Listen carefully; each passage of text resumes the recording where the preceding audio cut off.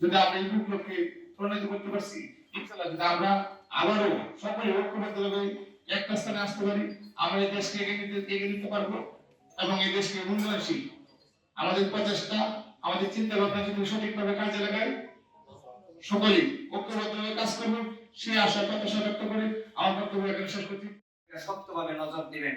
সম্মানিত উপস্থিতি, আগামীর বাংলাদেশ তখনই সুন্দর হবে যখন মানবাধিকার প্রতিষ্ঠিত হবে দেশে, যখন মানুষ গুম হবে না, আইনা করে যাবে না, যখন মানুষ তার শিক্ষার অধিকার পাবে, যখন মানুষ তার স্বাস্থ্যের অধিকার পাবে, যখন মানুষ তার কথা বলার অধিকার পাবে, মত প্রকাশের স্বাধীনতা পাবে, তখন আগামীর বাংলাদেশ সোনার বাংলাদেশে রূপান্তরিত হবে ইনশাআল্লাহ। সম্মানিত উপস্থিতি, এই রেজাল্টকে আমরা প্রত্যাখ্যান করতে চাই।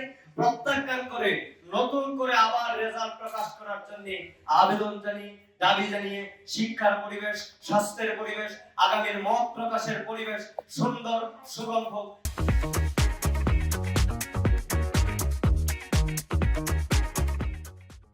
অগ্রণী ভূমিকা পালন করবে বলে আমি মনে করছি। তরুণের ভাবনায় আগামীর বাংলাদেশ, আমরা তরুণ হিসেবে আগামীর বাংলাদেশকে কেমন দেখতে চাই? আমরা দেখতে চাই যে দেশের প্রত্যেকটা মানুষ তার অধিকার পাবে, প্রত্যেকটা মানুষ তার মত প্রকাশের স্বাধীনতা পাবে, প্রত্যেকটা মানুষ তার রাজনৈতিক অধিকার পাবে। বিগত দিনে আমরা যেমন দেখেছি নির্দিষ্ট কোনো দলের বাইরে গিয়ে মানুষ কথা বলার সুযোগ পায়নি। আমরা এটা চাই না।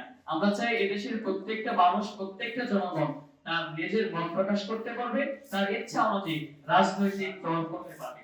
আমরা এমন একটি বাংলাদেশ চাই যেখানে কোনো বৈষম্য থাকবে না। আমরা এমন একটি বাংলাদেশ চাই যে বাংলাদেশে শিক্ষার সুষ্ঠু পরিবেশ তৈরি হবে।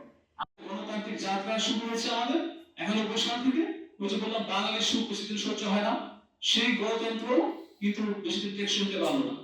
অনেক দাবি দেওয়া নিয়ে তত্ত্বাবধায়ক সরকার প্রতিষ্ঠা করা হলো, নির্দলীয় সরকার আসলো, ছাত্র জনতা কিন্তু নেতৃত্ব দিয়েছে।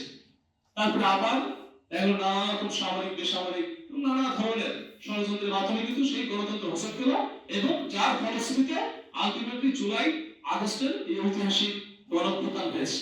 আমি যে পুরো প্রেক্ষাপটটা কেন বললাম যে আমাদের মনে যেন রেখাপাত করে, আমাদের দাগ কাটে, এই জন্য আমি কথাটি লম্বা করলাম। এখন এখানে আমরা এসিলার কিছুক্ষণ আগে বলেছি যে আমরা এই যে বৈষম্যের বিরুদ্ধে আমরা আওয়াজ তুলছি, কণ্ঠ তুলছি, এটি দরকার আছে, এটি চলমান থাকবে, কিন্তু সাথে সাথে এটাও আমাদের সবচেয়ে বেশি জরুরি যে আজকে কিন্তু আমাদের দেশ অনেক সংকটের মুখোমুখি।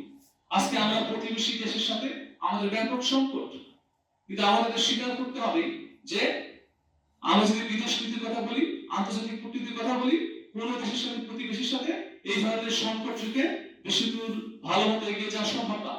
এটি যদি আমরা অন্যান্য দেশের প্রেক্ষাপটে দেখি, পাকিস্তান আফগানিস্তানের এখন বর্ডারের কথা বলি, ফিলিস্তিন ইসরায়েল বর্ডারের কথা বলি, ইউক্রেন রাশিয়া বর্ডারের কথা বলি, অনেক দেশে কোনো শান্তি আছে, সেটা শান্তি নেই।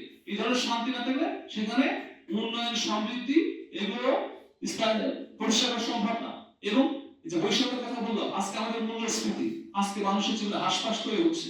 কারণ হ্যাঁ, সরকারের অর্থ সংকট আছে, কিন্তু তারপরে যদি ভুল পলিসির কারণে ভ্যাট চালু করার ফলে মানুষ যে জিনিস আগে 7 টাকা দিয়ে কিনতে হয় এখন যদি আমাদের 12 টাকা দিয়ে কিনতে হয়, তো বাকি 5 টাকা আসবে কোথা থেকে?